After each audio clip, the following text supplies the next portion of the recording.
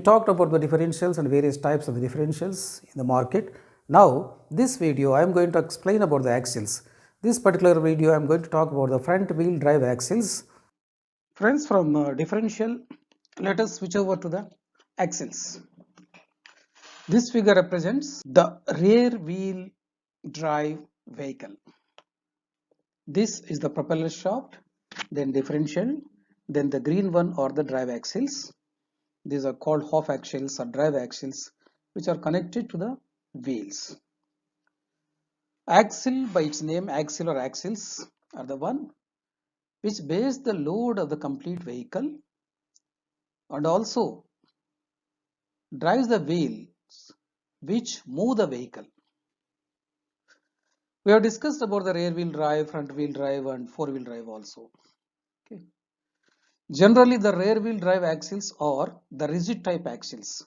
One end is connected to the sun gears of the differential and the other end is connected to the axle.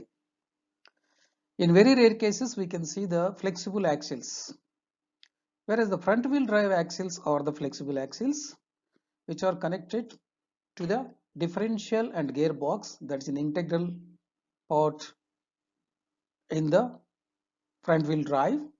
The complete unit, the gearbox, the differential and the front wheel drive axles, the complete unit in the front wheel drive is called as the transaxle. So in this video, we'll mainly discuss about the front axle drive and which are all the components in the front axle drive.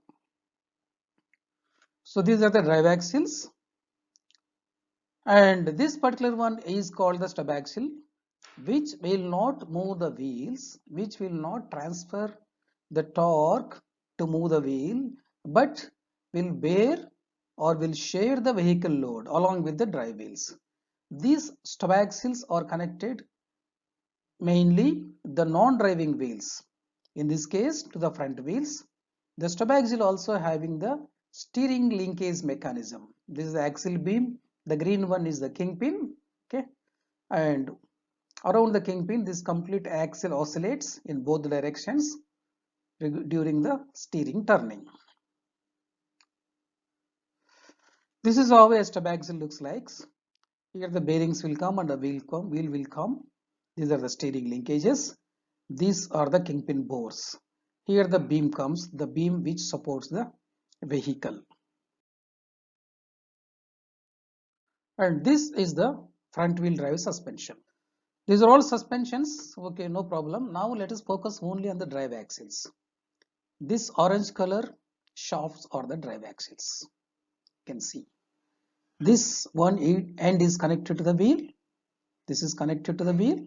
And the other end is connected to the differential and gearbox. The complete unit, the differential, gearbox and the drive axle is called the transaxle. These rubber boots are covering two flexible joints which are called the constant velocity joints. This is how this front wheel drive axle looks like that. This is the metallic shaft, okay, and this is also a metallic shaft, and this is the metallic shaft. This end is the inner joint. This is this portion. These splines are connected to the differential. This is the inner CV joint, which is also called a tripod plunging joint. How this joint look like, you can see.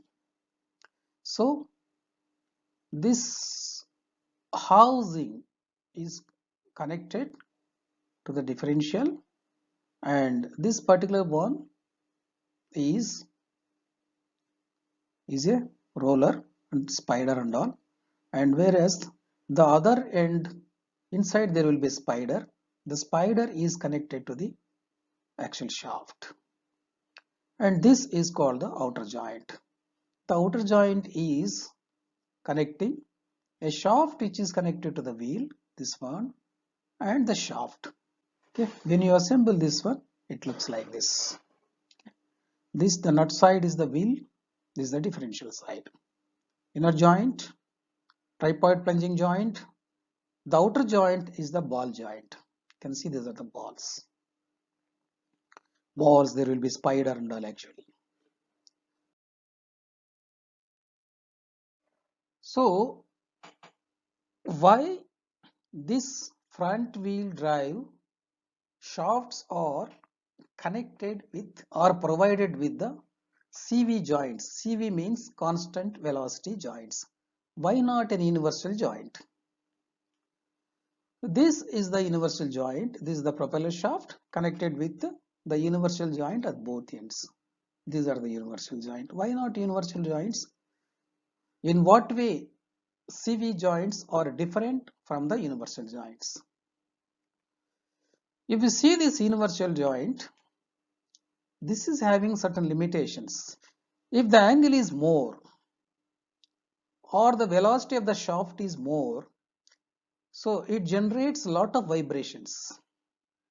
So this is having certain limitations in terms of withstanding for the higher velocity and also to transmit the drive in wider angles.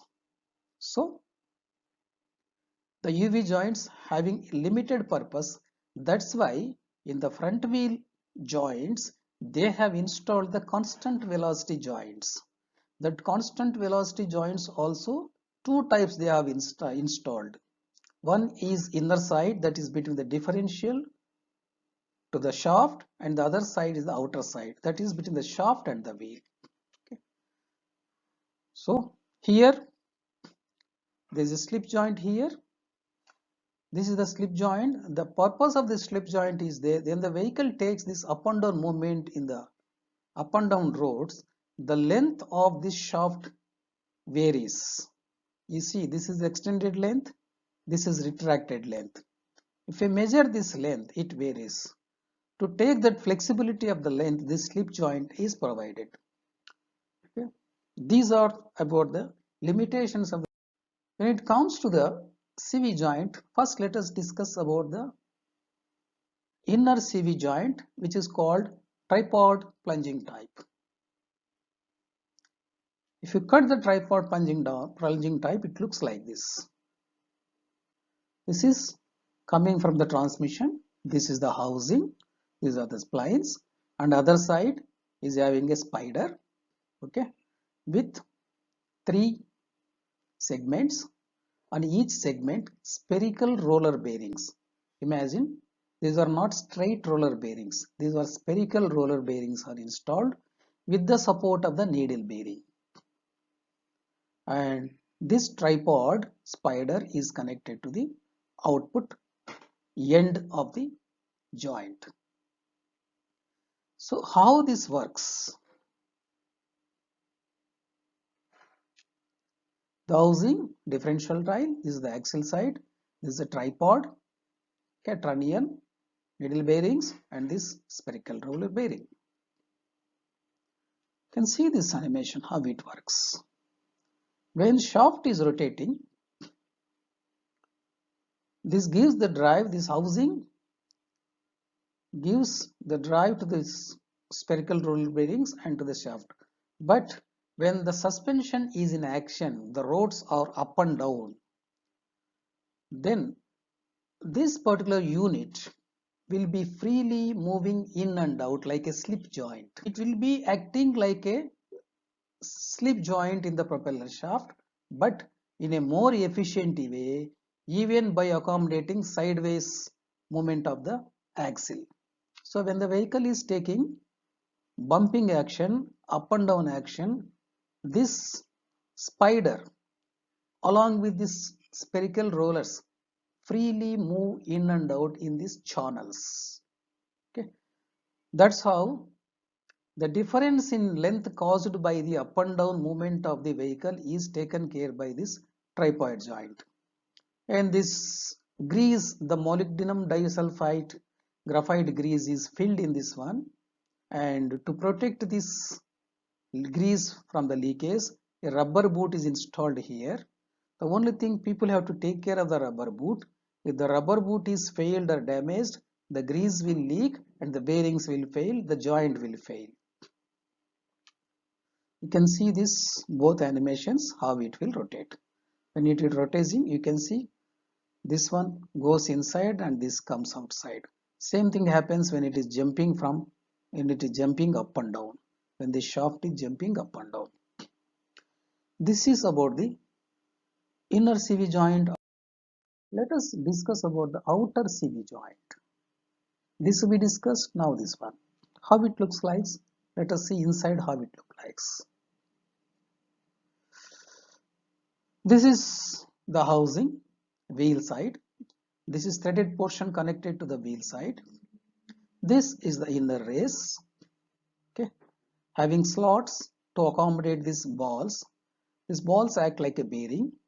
All these balls, the 6 balls, whatever may be the number, are inserted into the case to hold these balls, and complete case assembly along with the balls will be inserted into the race, and the ball top portion will be moving inside the housing. And this spider inner splines are connected to this shaft, which is coming from the inner joint shaft from here. This is connected here, half shaft. How it works? See, you can see here the rubber boot, this one for holding the grease. This is the shaft with the housing which is connected to the wheel, and balls moving spherically and also horizontally and vertically and angularly. Any angle it will move. It will move horizontally, it will move vertically, and it will move diagonally. So it takes care of the both up and down movement of the vehicle as well as the steering movement of the tire. If the tire is moving this side, balls move. If the vehicle is moving up and down also, it takes care. So this will be having the movement in all directions because of its ball shape and the spider shape and the housing shape. So see how these balls. See this animation.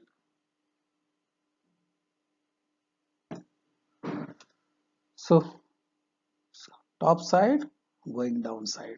It can take any amount of the up and down motion and any amount of the steering movement.